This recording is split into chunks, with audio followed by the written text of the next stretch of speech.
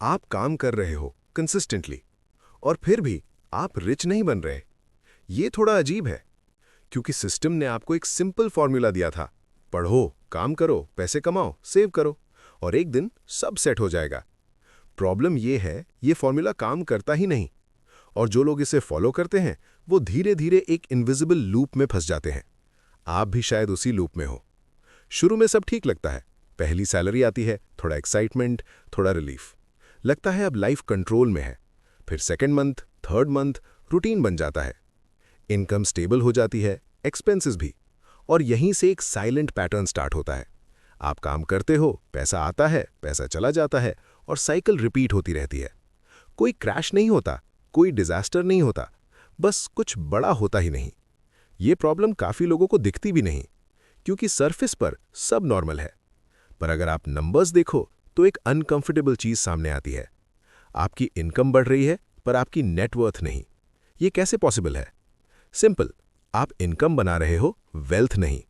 दोनों सेम लगते हैं पर है नहीं। इनकम एक फ्लो है, वेल्थ एक स्टॉक है। इनकम आती है और चली जाती है, वेल्थ रुकती है और ग्रो करती है। और सिस्टम आपको इनकम के पीछे भागना सिखाता है, वेल्थ के पीछे नहीं। यहीं पे पहली गलती होती है, आप अपना टाइम बेच रहे हो। ये डील सिंपल लगती है, आप 8-10 घंटे देते हो, बदले में पैसे मिलते हैं, फेयर एक्सचेंज। पर इसमें एक हिडन कंडीशन है, जब तक आप काम करोगे तब तक पैसा आएगा, जैसे ही आप रुकोगे सिस्टम भी रुक जाएगा।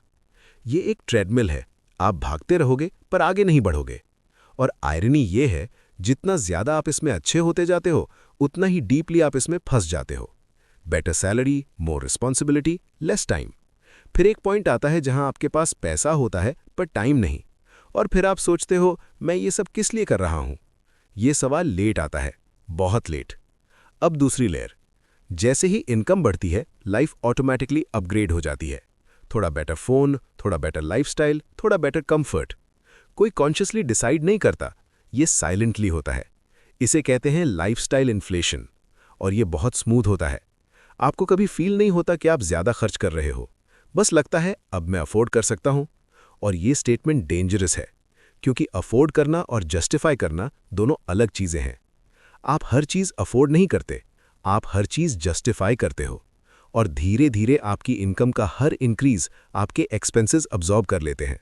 रिजल्ट, आप 30,000 कमाओ या 3 लाख, फीलिंग सेम रहती है, कुछ बचता ही नहीं। ये कोइंसिडेंस नहीं है, ये डिजाइन है। अब तीसरी लेयर जो सबसे सटल है, आप सेव करते हो और आपको लगता है आई एम बीइंग रिस्पॉन्सिबल, और आप हो भी। पर प्रॉब्लम यह है, सेविंग गेम का एंड नहीं है, स्टार्ट है। अगर आपका पैसा सिर्फ बैंक में पड़ा है तो वो काम नहीं कर रहा, और दुनिया रुकती नहीं, प्राइसेस बढ़ती रहती है।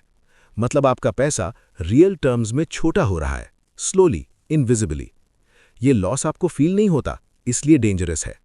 ये एक ऐसा गेम है जहां अगर आप कुछ नहीं करते तो भी आप हार रहे हो। और फिर आता है इन्वेस्टिंग, जिसके बारे में सब बात करते हैं पर समझते कम लोग हैं।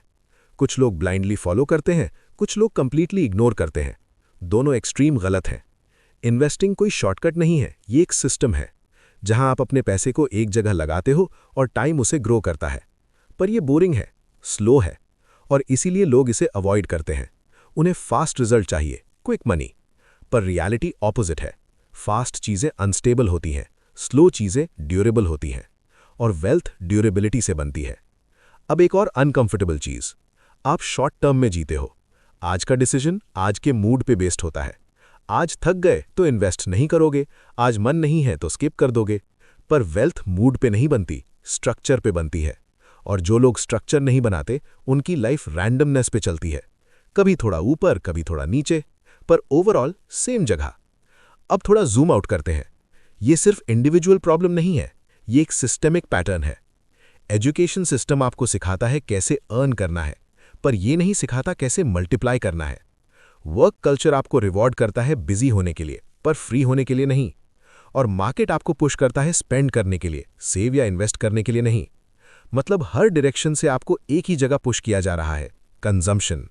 और आपको लगता है आप चूज कर रहे हो, पर ज्यादा केसेस में आप रिएक्ट कर रहे हो। अब एक सिंपल कंपैरिजन, एक इंसान 25 की एज में अर्न करना स्टार्ट करता है। वो हर साल थोड़ा सेव करता है पर इन्वेस्ट नहीं करता। दूसरा इंसान सेम अर्न करता है पर कंसिस्टेंटली इन्वेस्ट करता है। पहले 5 साल डिफरेंस नेग्लिजिबल होता है, 10 साल नोटिसेबल, 20 साल मैसिव। ये मैजिक नहीं है, ये मैथ है कंपाउंडिंग का, जहां टाइम आपका सबसे बड़ा एसेट बन जाता है। और आयरनी ये है, जब लोग इसे समझते हैं तब तक काफ़ी टाइम निकल चुका होता है। इसलिए अर्ली डिसीजंस इतने इंपॉर्टेंट होते हैं। पर अर्ली स्टेज में लोग सीरियस नहीं होते और लेटर स्टेज में उनके पास टाइम नहीं होता। ये पैराडॉक्स है। अब एक और रियलिटी, रिच लोग ज़्यादा इंटेलिजेंट नेसेसरीली नहीं होते, पर उनके सिस्टम्स डिफरेंट होते हैं। वो इनकम को कंजम्पशन में कन्वर्ट नहीं करते, वो इनकम को एसेट्स में कन्वर्ट करते हैं और फिर एसेट्स और इनकम जनरेट करते हैं। ये एक लूप है, पर ये अपवर्ड लूप है। आपका लूप हॉरिजॉन्टल है, सेम एफर्ट सेम रिजल्ट।